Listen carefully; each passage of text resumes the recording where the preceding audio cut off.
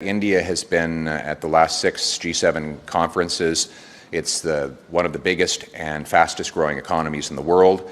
We need to sell our natural gas, our civilian nuclear power technology, and other resource projects to India. Having India there also matters to everybody else. I think there was a strong push from other G6 to have India at the table. देखिए G7 का इजलास जो है उसमें पहले तो ये खबर आई कि जी भारत के जो वजीर आजम है नरेंद्र मोदी उनको नहीं बुलाया जा रहा, लेकिन हमारे लिए बदकिस्मती ये है कि हमें इसका नुकसान होगा।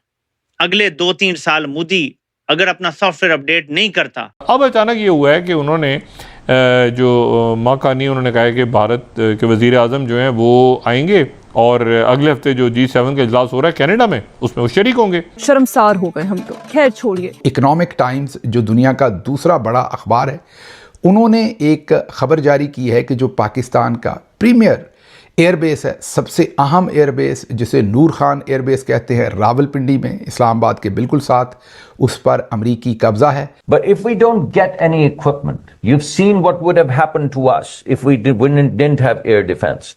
We would have been rebels. We'd be pulling out 60,000 kids from the rubble of schools, and when 80 planes come at you, 80. जो हमला किया था ऑपरेशन संदूर के अंदर, जिसको इंडिया संदूर कहता है, वो जो नूर खान एयरबेस को निशाना बनाया था, कहीं इस वजह से सदर ट्रंप और अमेरिका इतने गुस्से में तो नहीं है कि वहां पर अमेरिकी फौजी थे और उन पर ही ये हमला कर डाला। And you know what India was coming at. Were they coming to hit one residential area with 80 planes and 400 missiles, some of which were dual carriers of atomic kind of warheads? नमस्कार दोस्तों, एक बार फिर भारत का दम दुनिया ने देखा। प्रधानमंत्री नरेंद्र मोदी को कनाडा के जरिए G7 समिट में इनवाइट किया गया है। यह समिट दुनिया के सबसे पावरफुल देशों का एक मंच है जहां सिर्फ चुनिंदा लीडर्स को बुलाया जाता है। दोस्तों, कुछ दिन पहले पाकिस्तानी मीडिया बहुत जोर शोर से भारत के खिलाफ प्रोपेगेंडा फैला रहा था। उन्होंने सोशल मीडिया पर फेक न्यूज चलाई कि मोदी जी को G7 से निकाल दिया गया है, पर असली सच यह है कि पीएम मोदी को G7 में ऑफिशियली इनवाइट किया गया है और वह भारत के हित को दुनिया के सामने रखने जा रहे हैं। इंटरनेशनल मीडिया ने भी पाकिस्तानी दावों को फेक और मिसलीडिंग बता दिया है। कनाडा ने भी साफ किया कि यह इन्विटेशन भारत की ग्लोबल भूमिका को पहचानते हुए दिया गया है। ये सिर्फ मोदी जी की नहीं बल्कि पूरे भारत की ग्लोबल डिप्लोमेसी की जीत है और पाकिस्तानी प्रोपेगेंडा एक बार फिर दुनिया के सामने बेनकाब हो गया। इसी टॉपिक पर चलिए आगे इस वीडियो को देखते हैं। दोस्तों, चैनल को सब्सक्राइब करना न भूलें और अगर ये वीडियो आपको पसंद आई हो तो एक लाइक जरूर दीजिए। जय Hind. But if we don't get any equipment, you've seen what would have happened to us if we didn't have air defense. We would have been rebels. We'd be pulling out 60,000 kids from the rubble of schools, and when 80 planes come at you, 80 in a few hundred miles, when 80 planes come at you, all of them having 5 missiles each, you multiply 80 with 5 missiles, and you know what India was coming at. Were they coming to hit one residential area with 80 planes and 400 missiles, some of which were dual carriers of atomic kind of warheads? So you saw what they were coming at. You saw what they came with. And you saw the technologies that they deployed from various countries. So I would say, bring it on, man. Give us those technologies. We'd buy them from you. Wall street journal सबसे बड़ा अखबार है दुनिया का। ये हम business की world के अंग्रेज़ी अखबारात की बात कर रहे हैं, उसमें ये दूसरा बड़ा दुनिया का अखबार है। उन्होंने स्टोरी ये की है कि पाकिस्तान का जो नूर खान एयरबेस है उसके ऊपर अमेरिका का कब्ज़ा है, या वो अमेरिका के कब्ज़े में है या अमेरिका के कंट्रोल में है, और पाकिस्तानी फ़ौजियों को या पाकिस्तानी फ़ौजी अफसरान को वहाँ जाने की इजाज़त नहीं है। हवाला वो दे रहे हैं एक वीडियो का, और वीडियो वो इम्तियाज़ गुल साहब की जो वीडियो है उसका हवाला दे रहे हैं, और वो वीडियो इस वक्त सोशल मीडिया के ऊपर सरफेस भी कर रही है। ज़ाहिर है ये किसी को नहीं पता कि वो वीडियो कब की है। ये भी हो सकता है कि वो वीडियो पुरानी हो, लग मुझे यही रहा है कि वो थोड़ी पुरानी है, बट पुरानी हो या नहीं हो, दोनों सूरतों में ये बात तो बहुत ही तशवीश की है कि वहाँ पर अमरीकी कब्ज़ा या तो रहा है, कब्ज़ा या इस्तेमाल या तो रहा है या अभी भी है। तो सवाल ये है कि क्या माजी में रहा है, अब नहीं है, या अभी भी है। बहरहाल ये जो इकोनॉमिक टाइम्स है ये इंडिया के तकरीबन 12-14 शहरों से छपता है, बड़ा अखबार है, और उन्होंने जो हवाला दिया है वीडियो का, वो वीडियो भी सोशल मीडिया के ऊपर पड़ी हुई है। उस वीडियो में इम्तियाज़ गुल साहब ये कहते हैं कि एक मौके पर तो जब पाकिस्तानी अफसरान ने अमरीकी फ़ौजियों से किसी सामान के बारे में पूछा जो लाया गया, तो उन्होंने उन्हें मना किया कि इस बारे में मत पूछें, ये आपका कोई लेना देना नहीं है।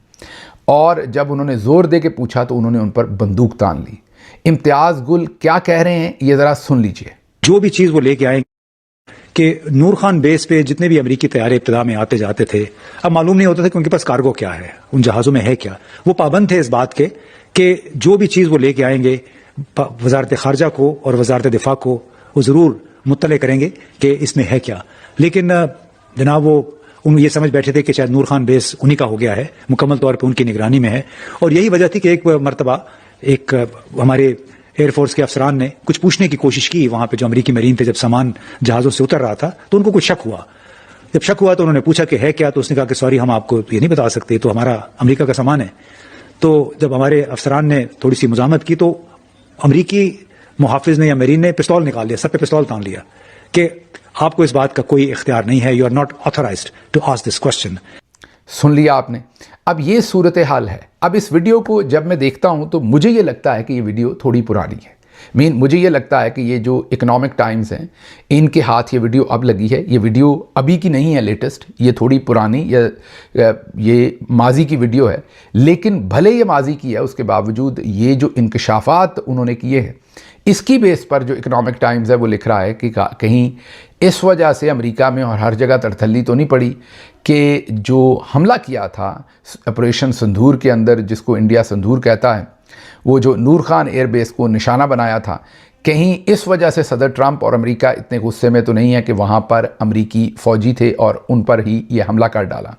बिलावल भुट्टो ने बोला है कि रॉ और आईएसआई के कोलैबोरेशन से हम लोग साउथ एशिया में टेररिज्म खत्म कर सकते हैं। ये कहाँ पे क्या ये को माल फूंकता है, चाहिए आपको भी? मुझे ये कह रहा देखो ऐसे तुम्हारे 5 नंबर और कटे प्रोड्यूसर। देखिए सर, ये वाला तो मुझे चाहिए। जब मैं ऑन कैमरा बोल रहा हूँ इतना कॉन्फिडेंस मेरे अंदर भी नहीं है, कुछ भी बोल के निकल जाऊं। हाँ, क्या बोला इसने कि रॉ और आईएसआई? हाँ, इसने बोला है कि cooperation between his country and India's intelligence agencies could significantly reduce terrorism in South Asia. आज भाई साहब का मतलब सामना तो क्या, आज शशि थरूर भी वही है। I want that. चाहिए ना? You are right. महेंद्र में चाहिए? इसके मौसाद उनके साथ हो जाएगा। गोपाल कह रहा नहीं। गोपाल कह रहा मसी आइए ज्वाइन कर। नहीं, मैं यार तुम्हारे 5 नंबर में बढ़ा रहा हूँ प्रोड्यूसर। ये इंक्रीज 5, आज 10 कम हुए लेकिन 5 मैंने बढ़ा दी। Is a good producer. ऐसा कॉन्फिडेंस यार बिलावल भुट्टो जैसा। ओहो आज भाई साहब का सामना भी हो सकता है। मतलब सामना तो क्या ही होगा। थरूर साहब अपनी डेलीगेशन के साथ यूएस में ही है, पहुंच गए हैं 2 दिन के। Pakistani should pray to God. You should pray to God, Pakistanis, I'm telling you. And I'm saying this with a clean and a clear heart. Let Bilawal Bhutto not come in front of Dr. Shashi Tharoor. जैसे toothpick से, toothpick होता है ना, खाना खाने के बाद दांत के अंदर फंसा के खाने का छोटा सा टुकड़ा निकालते हैं, उसी तरीके से वो बिलावल को टूथपिक में निकाल के टूथपिक फेंक देंगे।